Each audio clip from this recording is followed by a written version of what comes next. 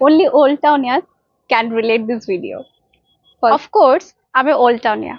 ଦୁନିଆର ଯେକୌଣସି ଆଡେ ଗଲେ ବି ମନ୍ଦିର ରାସ୍ତା ଦେଇ ଆସିବାକୁ ଆମେ କେବେ ବି ଭୁଲୁନା. Of course, ଆମେ old townia. ସାଙ୍ଗମାନଙ୍କ ସହିତ ଦେଖା ହବାର ବେଷ୍ଟ ପ୍ଲେସ୍ ହଉଛି ନୂଆ ମାର୍କେଟ ଆଉ ବିନ୍ଦୁସାଗର କୂଳ. Of course, ଆମେ ମାନେ old townia. 12 ମାସରେ ଯୋଉ 13 ପର୍ବଟା ଆସେ ନା ଧୁମଧାମରେ ପାଳନ କରିବାକୁ ଆମେ କେବେ ବି ଭୁଲୁନା. Of course, ଆମେ old townia. ନତିଅଣା 6 ବାଜା ଖାଇବା ଆମର ଛୁଆ ବେଳୁ ଅଭ୍ୟାସ. Of course, ଆମେ old townia. ରଥଖଳା ଆଡେ ନ ବୁଲିକି ଆସିଲେ ଆମର ଭାତ ବି ହଜମ ହୁଏନି. ଯାହା କାମ ଥାଉ ଚାଲ ବଜାରଠୁ ନେଇ ଆସିବା. Of course, ଆମେ old townia.